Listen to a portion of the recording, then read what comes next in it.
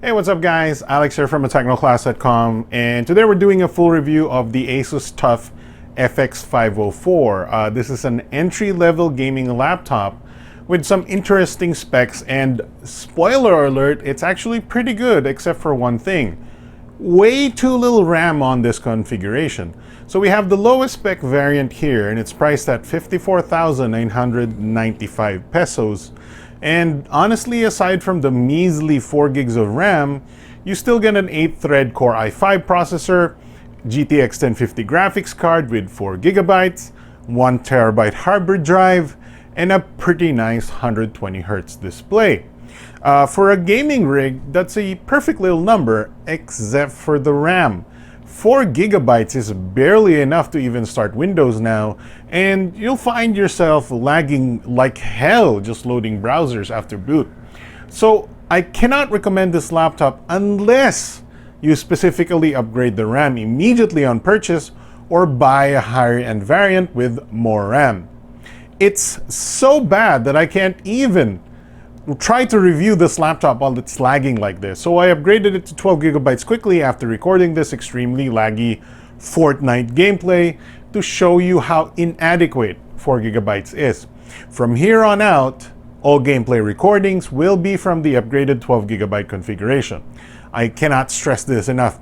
Don't buy this laptop if you're not upgrading the RAM. I'm going to review it by assuming anybody who's going to buy this config will upgrade because it is utterly unusable at 4 gigabytes. Okay? So, that unfortunately means only enthusiast users who knows how to open and upgrade their RAM should try this config. It's not that hard though. Because anyone who buys this without upgrading the RAM will have a terrible time, and the nice CPU plus GPU plus display combo will go to absolute waste. Warranty may become an issue, but that's a risk you'll have to take. Otherwise, you'll be living in Lag City, and I wouldn't recommend it. Alright, so now let's go ahead and discuss the TUF FX504, now with extra RAM. Aesthetics is a strong suit for this laptop. It's got a new TUF branding, but borrows the GL503 design we really like from last generation's ROG laptops. It's mostly flat and thin with nice angles and overall simple look with a few angular touches here and there. This is the premium steel variant with an actual metal plate on top, which is great and possibly makes it a little bit more rigid with a sort of lines emanating from the center type of design, you know, that X design. It's attractive and understated at least from the outside with a red accent here and there, but nothing too gaudy. Inside though, well, you get this red accented keyboard with backlight and white lines exploding from it that looks straight from a 90s movie hacking scene. It's the worst part about the design in my opinion, and just tries too hard to call attention to itself when it should have opted for more subtlety. At this price point, it may not be a big deal, but it would be much better if Asus started to offer laptop options that doesn't look like a sports car being eaten by a robot dinosaur with flames on the side type of design. But that's the design. Let's talk about functionality. So we got a pretty decent keyboard here, decent sized keys with good travel. I adjusted to it quite quickly except for the enter key, which I tend to hit the right edge of and sometimes triggering the numpad 4. Otherwise, it's a nice compact keyboard with a numpad and cursor keys. That's a win in my book. The trackpad is good too, using Windows Precision drivers and built of a good size. For this budget price laptop, it's a good trackpad. Alright, so here's the webcam quality of the Asus TUF FX504. It is 720p. It's okay. It could be better, for sure. The display is a 120Hz 3 millisecond panel with 94% NTSC color gamut.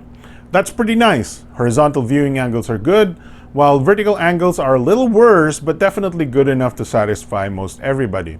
This doesn't have G-Sync, so it's a straight up 120Hz panel for better or for worse. It's got decent color and brightness, and I'll happily use this every day for most tasks, especially for gaming.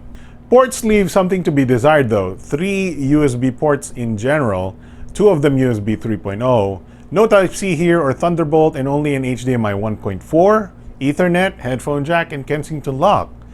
For mainstream use, this will be fine, but it would be really nice to get an HDMI 2.0 port or display port so we can plug in beefier monitors.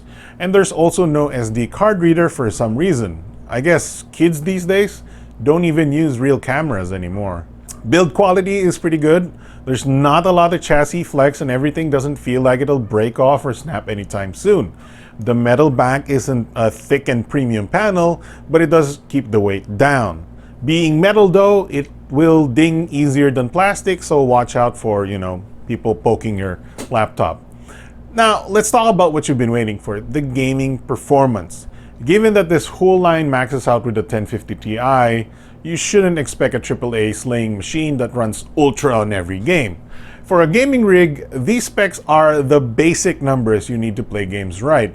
A GeForce 1050 can handle esports games very well, like Dota, CSGO, and League of Legends at ultra settings 1080p with buttery smooth 120Hz display goodness, but any AAA modern title like Witcher 3 will have to be set to extremely low settings to run.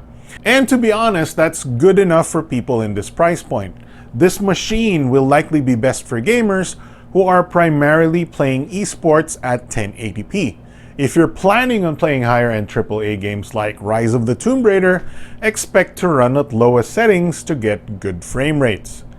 Good frame rates is subjective though. Given that we have a 120Hz display, you can argue that anything running lower than 120 FPS is bad, but that's not really what we want in the real world. Anything between 60 FPS and 120 FPS is fine for me on this config, with the sweet spot being 90 FPS in most cases for AAA games. That allows you to get smooth gameplay and take advantage of the high refresh rate display. That being said, the 1050 here is really the bottleneck after the RAM, of course, and so Fortnite gamers will have to make do with medium settings to hit the 110 to 120 FPS mark. Medium still offers pretty good quality, but some people expect nothing but max settings all the time. And you can max the settings out for sure, but not if you want to take advantage of the buttery smooth 120Hz display. PUBG though is nowhere near the 120 FPS mark. We're running at the lowest settings here at 1080p and it barely clears 80 FPS, sometimes dipping into the 60s. PUBG is of course a very demanding, unoptimized game, and this is par for the course when you have basically the lowest end gaming GPU from NVIDIA. You'll have to pay more to get more performance here, so don't expect mind-numbing frame rates on this game. But thankfully, you're still above 60 FPS, and anything above 60 will give you quite an advantage over the plebs with regular 60Hz monitors. Overall, our performance expectations have been met, and there hasn't been much in the way of throttling from this CPU and GPU combo. Chip temperatures rarely go above 70 degrees Celsius, and the hottest part of the keyboard only goes up to about 40 degrees C. Fan noise on normal profile is okay, but definitely audible in most scenarios.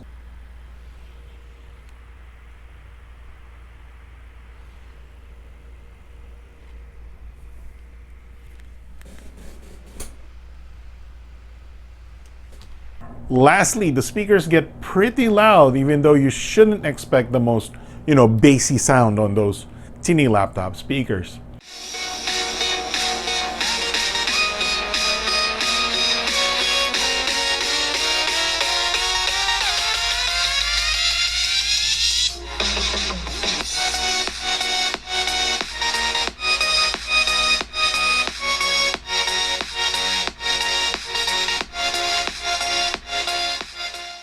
Battery life is mostly average, with about 5 hours normal usage and about an hour and a half of gaming.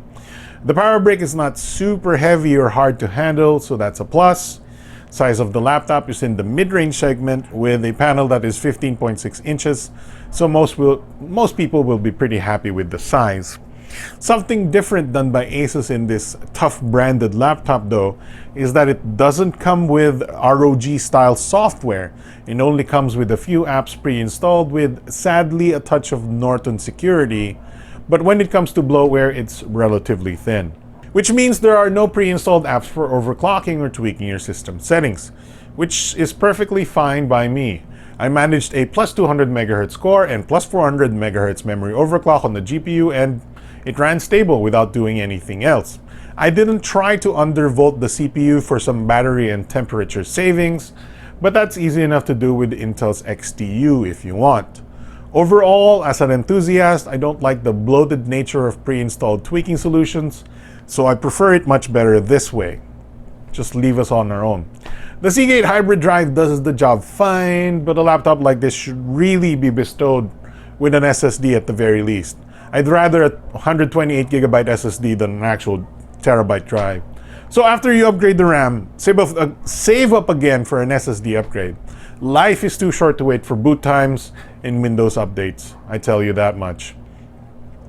So let's summarize. The Asus TUF FX504 is an excellent entry-level laptop with a great 120Hz display.